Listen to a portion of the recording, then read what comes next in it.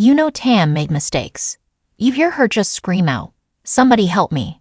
And the way she screamed, it was just such a blood-curdling scream, like she knew she was going to die. The horrific orca attack on Tamarie Tollison was a well-experienced and adept trainer at SeaWorld. She loved the orcas and had always dreamt of the day she could perform with them. But her dream quickly turned into a nightmare as a horrific event occurred during a routine training session. Tamarie found herself in a perilous situation as Orchid and Splash exhibited unusual aggressive behaviors toward her. Despite Tamarie's attempts to calm the orcas, they refused to comply and only escalated their aggressiveness. Suddenly, Orchid lunged out of the water, bit down on Tamarie's foot, and began violently dragging her into the pool.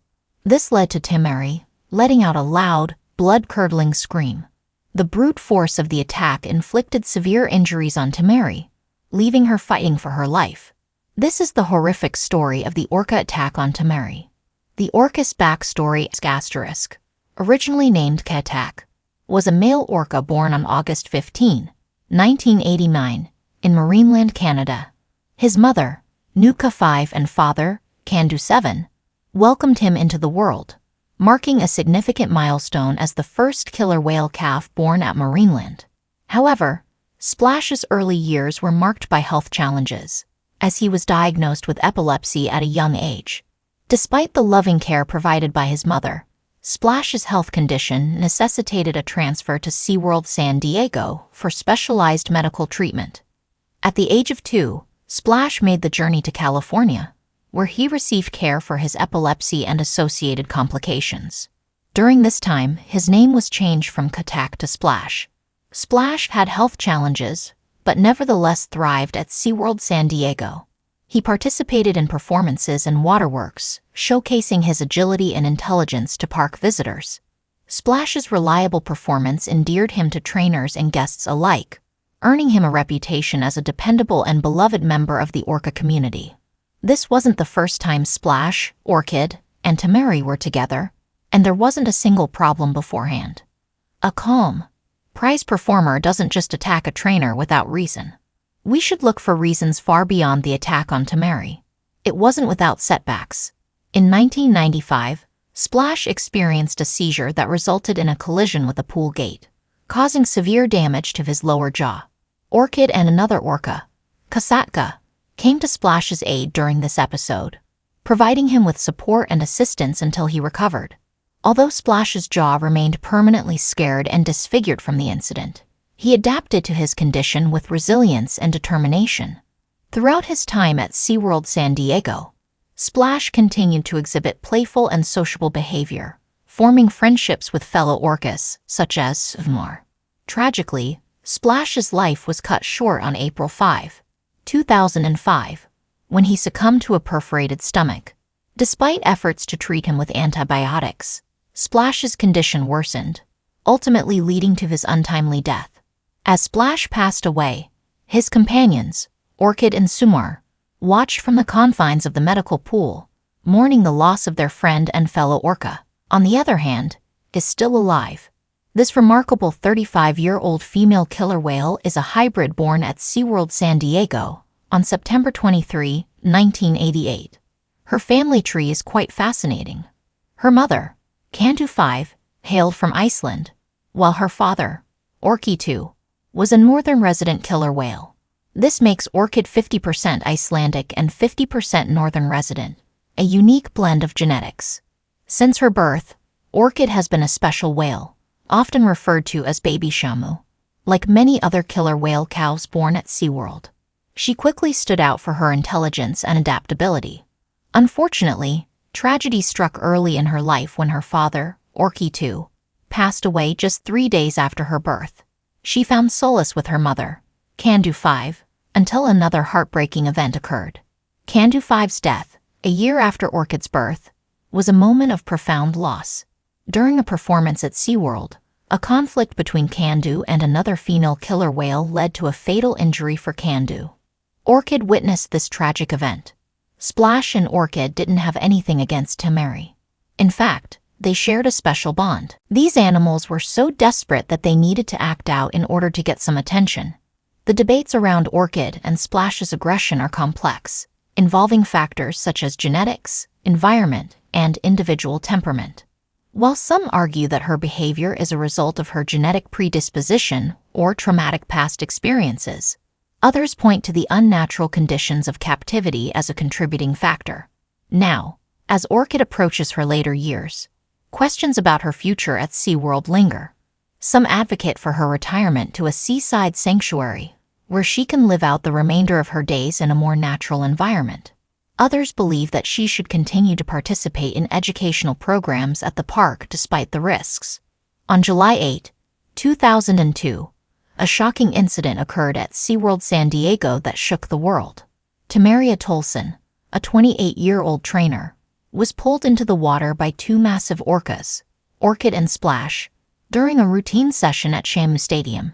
It started as a typical day at the park. Tamarie, known for her dedication to the animals under her care, was interacting with Orchid and Splash poolside. Visitors watched in awe as Tamarie communicated with the whales, unaware of the tragedy about to unfold. Suddenly, everything changed. Without warning, Orchid grabbed Tamarie's foot and pulled her into the water. The screams of horror from onlookers filled the air as both orcas dragged Tamarie under, leaving her fighting for her life. In a desperate attempt to save their colleague, fellow trainers sprang into action. One of them, Robin Sheet, made a split-second decision to release the chain from the gate of an adjoining pool, signaling the arrival of a more dominant female orca, Kasatka. Sensing the shift in hierarchy, Orchid released Tamarie, allowing her to escape. Tamarie lay on the poolside, injured and shaken. She was rushed to the hospital, where doctors treated her for a compound fracture to her forearm and other injuries. Despite the harrowing ordeal, Tamarie survived, but the physical and emotional scars would linger for years to come. The attack on Tamarie sent shockwaves throughout SeaWorld and the wider community. Questions arose about the safety protocols in place and the nature of captive orcas. The incident reignited the debate surrounding the ethics of keeping these creatures in captivity for entertainment. The aftermath of the attack on Tamarie Tollison sent shockwaves through SeaWorld and the broader community. As video footage of the incident circulated, questions arose about the safety of trainers and the ethics of keeping killer whales in captivity for entertainment. In response to the attack, SeaWorld implemented significant policy changes. Trainers were no longer permitted to swim with the killer whales, a practice that had been commonplace for years. The incident served as a catalyst for re-evaluating safety protocols and sparked discussions about the welfare of both trainers and captive animals.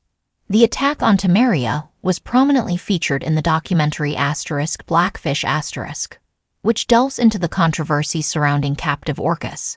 Former trainer John Hargrove, who participated in the film, recounted the terrifying moments when Tamarie was dragged underwater by Orchid and Splash. Her screams for help echoed through the stadium, leaving spectators and fellow trainers horrified. Tamarie's survival was nothing short of miraculous. Another trainer, Robin Sheet, made a split-second decision to release a third, more dominant killer whale, Kasatka, into the tank. Kasatka's dominance compelled Orchid and Splash to release Tamarie, allowing her to escape from the jaws of death. Despite surviving the ordeal, Tamarie suffered severe injuries.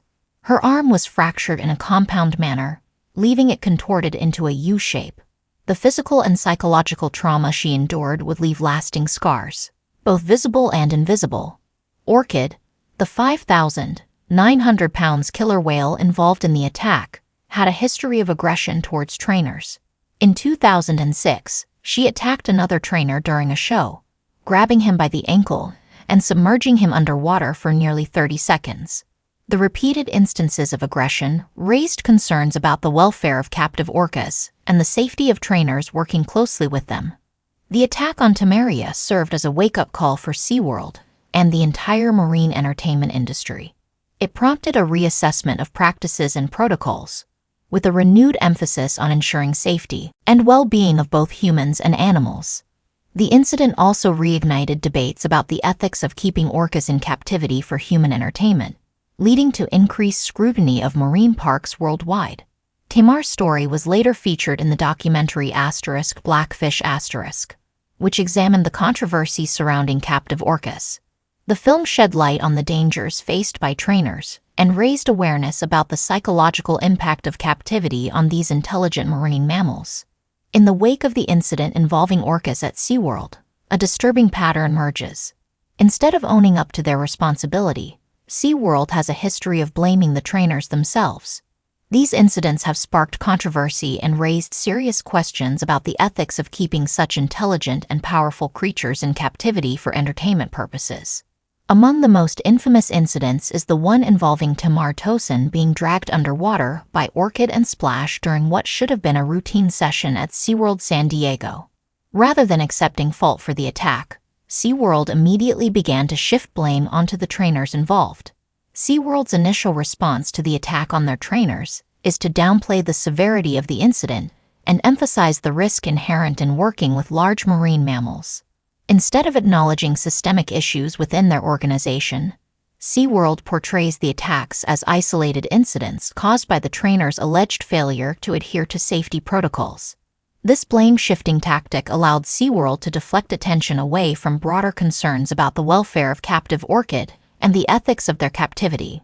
In subsequent statements and press releases, SeaWorld continued to cast doubt on the competence and professionalism of its trainers, subtly insinuating that their actions may have contributed to the attacks.